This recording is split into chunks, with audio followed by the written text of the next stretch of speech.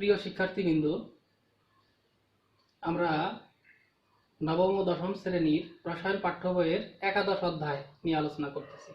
আমরা বিভিন্ন হাইড্রোকার্বনের নামকরণ পড়তেছি। এর আগের দিন আমি তোমাদের সাথে অ্যালকেন নিয়ে আলোচনা করেছিলাম।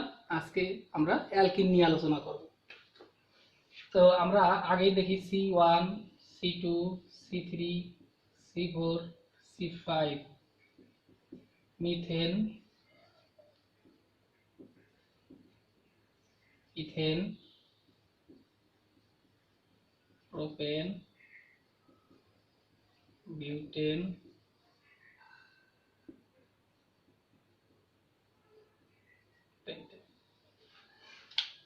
কার্বন যদি একটা থাকে, কার্বন একটা থাকলে মিথেন, দুইটা থাকলে ইথেন, তিনটা থাকলে প্রোপেন, চারটা থাকলে বিউটেন, পাঁচটা থাকলে পেন্টেন। তো আমরা অ্যালকিন নিয়ে আলোচনা করব। অ্যালকিন, অ্যালকিন নামের শেষে রস্বীকার থাকবে, নামের শেষে রস্বীকার। তো অ্যালকিনের সাধারণ সংকেত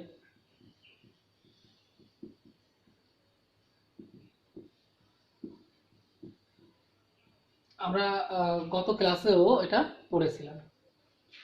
এখানে n এর সর্বনিম্ন মান 2, 3, 4 etc। তাহলে অ্যালকিনের প্রথম সদস্য 2 কার্বন বিশিষ্ট। এটা কত হবে? C2H4, 2 আর 2 আর গুণ 2 করলে 4 হয়। এটা কি দুইটি কার্বন থাকলে কি হবে? ইথেন। তো একারের পরিবর্তে হবে রস্বীকার, তাহলে হবে ইথিন। আসলে এটা আণবিক সংকেত, কিন্তু আমরা যা প্রকাশ করতে চাই সবগুলোই গাঠনিক সংকেতে প্রকাশ করতে হবে। তা গাঠনিক সংকেত আমি যদি দেখি, দুইটা কার্বন, এবং আমি জানি অ্যালকিনের ক্ষেত্রে কার্বন কার্বন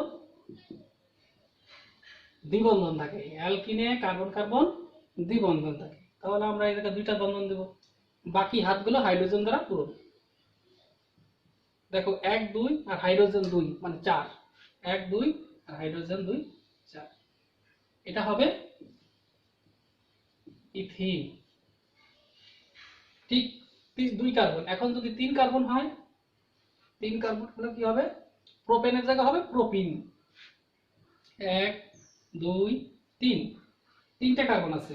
এখন আমি দ্বিবন্ধনটা এই জায়গাও দিতে পারি, এই জায়গাও দিতে পারি। আমি দ্বিবন্ধনটা যে জায়গায় দেই এর নাম একই হবে। 2, 2 আর 2 4। দেখো 1, 2, 3, 4। আর এটা কত হবে? একটা নাম আছে 3, এর নাম হবে কি? Propene. Propene, methane, ethane, propane, 3 carbon. এখন 4 কার্বন গেলে হবে বিউটিন। তো আমরা একটু দেখি বিউটিন। 4টা কার্বন, 1, 2, 3, 4। আমি দ্বিবন্ধনটা এই জায়গায় দিলাম, কত হবে? 2,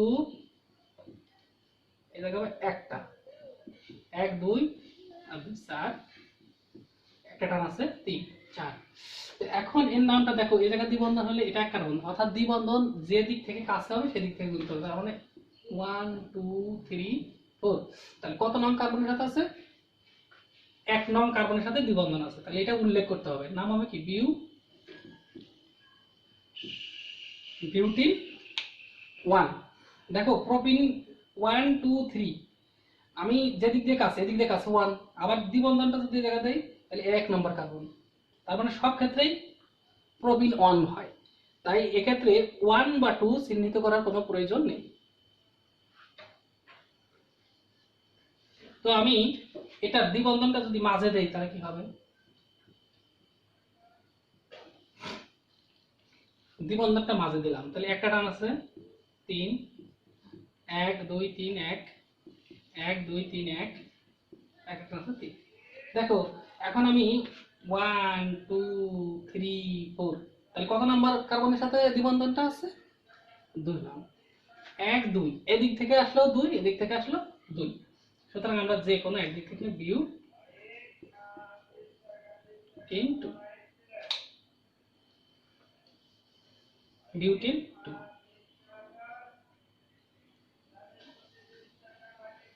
অনুরূপভাবে আমরা কি বলতে পারি পেন্টেন। এই পেন্টেনের ক্ষেত্রে হবে কি পেন্টিন 1, পেন্টিন 2, মানে এই কার্বন দ্বিবন্ধনের অবস্থান, এই সংখ্যা দ্বারা কি বোঝায় দ্বিবন্ধনের অবস্থান। আমরা আর একটু শিখবো, সেটা হলো মিথেন CH4, এর নাম কি মিথেন। আমরা জানি মিথেনের একটা হাইড্রোজেন যদি আমি কম লিখি তখন হবে মিথাইল মূলক, মিথাইল মূলক। এই যে এন, এন এর পরিবর্তে আইল হবে, এখানে আছে এন, নামের শেষে এন, দেখো মিথেন, মিথেন এন আছে, আর এই ক্ষেত্রে হবে মিথাইল অর্থাৎ আইল মূলক, আইল নামকরণ করতে হবে।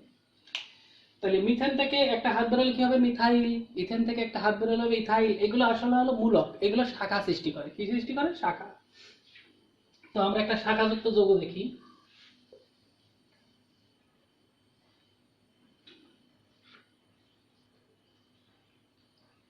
টু মিথাইল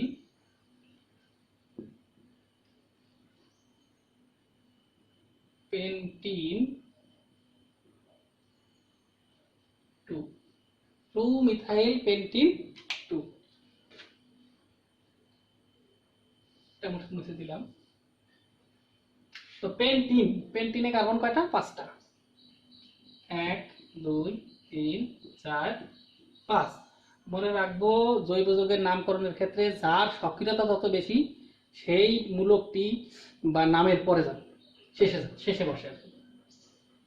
তাহলে পেন্টিনে 5টা কার্বন দিলাম, পেন্টিন কত? 2, 1 2, তার মানে এই জায়গায় দ্বিবন্ধন, যেহেতু রশ্মিকার আছে তাই দ্বিবন্ধন। 2 মিথাইল 1 2, মিথাইল মানে কি? CH3 বন্ড, তার মানে 1 2, এই জায়গায় টান দিয়ে কি লিখবো? CH3, বাকি আর হাইড্রোজেন দ্বারা পূরণ। তাহলে কত হবে?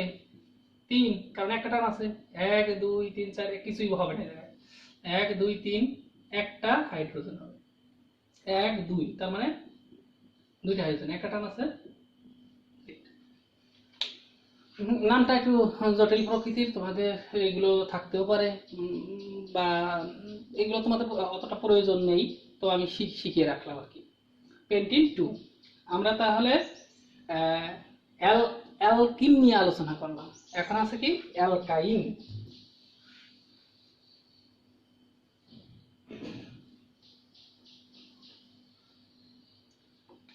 অ্যালকাইন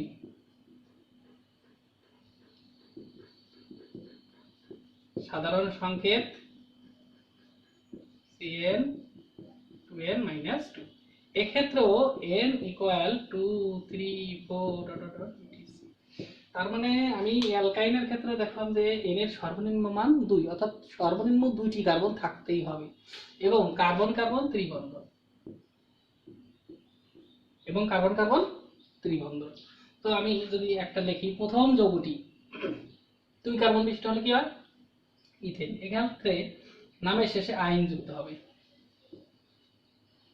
নামের শেষে কি যুক্ত হবে? আইন। তাহলে 2 কার্বন হলে কি হবে? Ethyne, ethyne. কয় carbon? 2 carbon, C triple bond C. আমরা জানি প্রতিটি কার্বন যদি 4, তাহলে 3টা আছে, একটা হাইড্রোজেন, 3টা আছে, একটা হাইড্রোজেন। এটাই হলো ইথাইন, এর নাম হলো ইথাইন। একে অনেক সময় অ্যাসিটিলিন বলা হয়।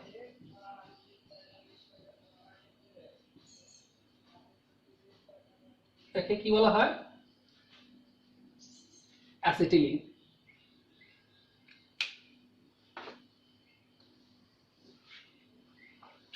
তিন কার্বন হলে কি হবে? তাহলে প্রোপেন, প্রোপেন থেকে কি হবে? প্রোপাইন, যেহেতু ত্রিবন্ধন তাহলে 3টা কার্বন দিলাম, 1 2 3, যে কোনো জায়গায় 3টা বন্ধন দিলে তাহলে 3 আর 1 4, 1 2 3 4 দেওয়া লাগবে না।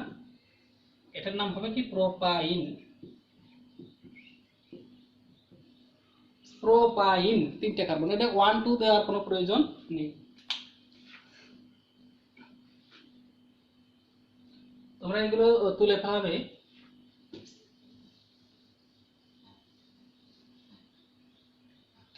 4 কার্বন হলে কি? বিউটেন, তাহলে বিউটাইন, বিউটাইন। বিউটাইন। তাহলে কয়টা? 4টা কার্বন, 1 2 3 4। আমি 1 নং কার্বনে দিলাম, তাহলে একটা আছে 4, 3 আর 1 4, 2 1 3। একটা টার্ন আছে, তাই 3টা হাইড্রোজেন, 1 2, দুইটা হাইড্রোজেন, 1 2 3 4, কোনো হাইড্রোজেন দেওয়ার প্রয়োজন নেই। তাহলে এটা হবে কি? বিউটাইন 1। তো আমি ঠিক অ্যালকিনের মতো অ্যালকাইনের নামকরণ। যদি বন্ধনটা যদি আমি মাঝে নিয়ে আসি,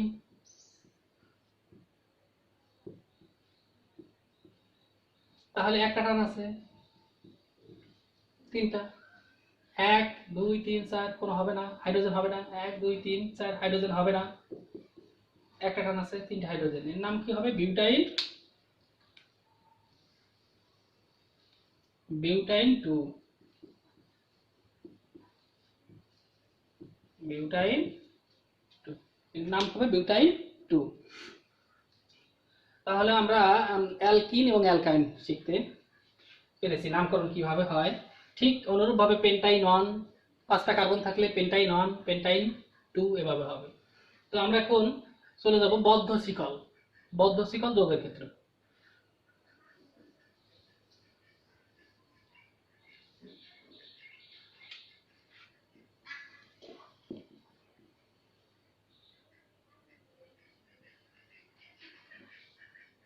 বদ্ধ শিকল যৌগ চাকরিক। তো চাকরিকের ক্ষেত্রে সাধারণ সংখ্যা CnH2n, এখানে n এর মান সর্বনিম্ন 3 4 5। বদ্ধ শিকল যৌগের আণবিক সংকেত এবং অ্যালকিনের আণবিক সাধারণ সংকেত একই। এখানে পার্থক্য, অ্যালকিনের ক্ষেত্রে n এর সর্বনিম্ন মান 2, অর্থাৎ কার্বন সংখ্যা 2টি থেকে শুরু হয়, কিন্তু বদ্ধ শিকল যৌগের ক্ষেত্রে কার্বন সংখ্যা 3 থেকে শুরু হয়। এখন আমরা বদ্ধ শিকল যৌগের নামের আগে সাইক্লো শব্দটি, সাইক্লো, বদ্ধ শিকল যৌগের ক্ষেত্রে নামের আগে আমরা সাইক্লো, সাইকেল মানে কি? চক্র। সাইকেল শব্দের অর্থ হচ্ছে চক্র, তাই আমরা এই সাইক্লো শব্দটি উল্লেখ করব। দেখো, প্রথমে আমি 3টা দ্বারা যদি চক্র বানাই, এই চক্রটা মানে 3টা কার্বন, তো প্রত্যেকটি কার্বনে 1 2, দুইটা হাইড্রোজেন বন্ধন আছে, দুইটা 4, এই কার্বন 1 2 2, 1 2 2। দেখো এটা চাকরি হয়েছে। সুতরাং নামের আগে কি লিখতে হবে? Cyclo, cyclo. এরপরে 3টা কার্বন থাকলে কি হয়? প্রোপেন। 3টা কার্বন থাকলে প্রোপেন, তো সাইক্লো প্রোপেন, সাইক্লো প্রোপেন। আমি যৌগটিকে এইভাবে লিখতে পারি, দেখো, সাইক্লো প্রোপেন। এই প্রত্যেকটা কোণায় কার্বন রয়েছে। তো এখন যদি 4টা হয়, তাহলে কি হবে? Cyclo,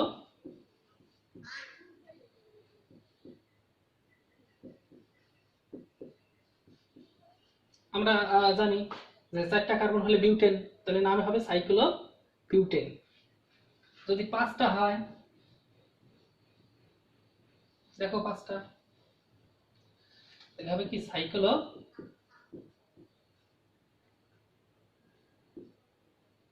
pentane, cyclo pentane. এগুলো সবই সম্পৃক্ত, এগুলো সবই চাকরিক সম্পৃক্ত যৌগ, চাকরিক সম্পৃক্ত যৌগ। এখন আমরা সামান্য একটু দেখি যে আমরা যদি এই জায়গায় যে কোনো দ্বিবন্ধন দিয়ে বসি, তখন এটা অসম্পৃক্ত যৌগ হবে। তখন দেখো, কার্বনের 1 2 3 হাইড্রোজেন 1 4, 1 2 3 হাইড্রোজেন 1 4, এরকম হয়ে যাবে। তখন হবে সাইক্লোপ্রোপিন, প্রোপেনের জায়গায় কি হবে? প্রোপিন, নাম হবে সাইক্লোপ্রোপিন। যেহেতু অ্যালকিন একারের পরিবর্তে রস্বীকার, এখানে রস্বীকার হয়েছে, তাহলে আমি যে কোনো এক জায়গায় যদি টান দেই, সাইক্লো বিউটিন, কি হবে? Cyclo butene. আমরা যে কোনো এক জায়গায় যদি টান দেই, সাইক্লো পেন্টিন, হবে সাইক্লো পেন্টিন। ঠিক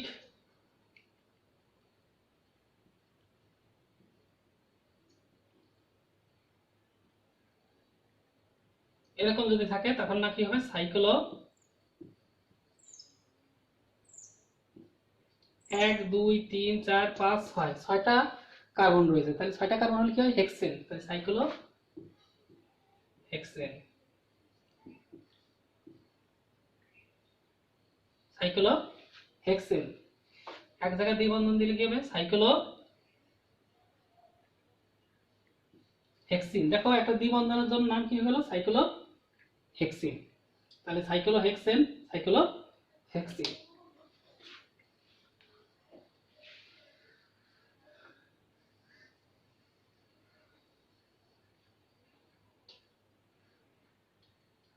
আমরা এরপরে অ্যারোমেটিক যৌগ, অ্যারোমেটিক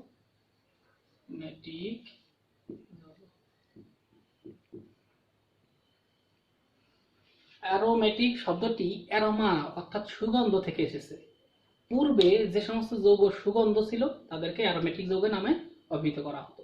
সাধারণত বেনজিন এবং বেনজিন সাদৃশ যৌগগুলোকে অ্যারোমেটিক যৌগ বলা হয়। আসলে তো বেনজিন কি দেখো, এটা হলো বেনজিন বা C6H6, এটা আণবিক সংকেত, এটা গাঠনিক সংকেত। সাইক্লোহেক্সেনে যদি তিনটা এরকম বন্ধন থাকে একান্তরিত, পাই বন্ধন আছে নাই, পাই বন্ধন আছে নাই, আছে নাই, তাহলে হবে বেনজিন। তো আমরা একটু দেখি,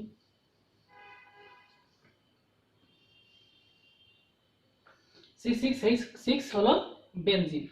তো আমরা এটা দেখো ভালো করে এটা একটু শিখতে হবে, যদি দুইটা বেনজিন চক্র তোমাদের পাশাপাশি থাকে, আমরা এই টানের পরিবর্তে ভিতরে গোল দিতে পারি, এর পরিবর্তে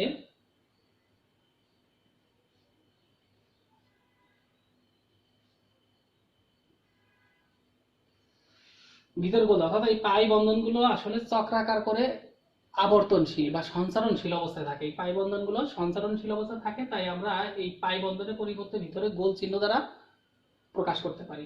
তো আসলে এটা বেনজিন। দেখো দুইটা বেনজিন যদি পাশাপাশি সংযুক্ত থাকে তখন এর নাম হবে ন্যাপথলিন।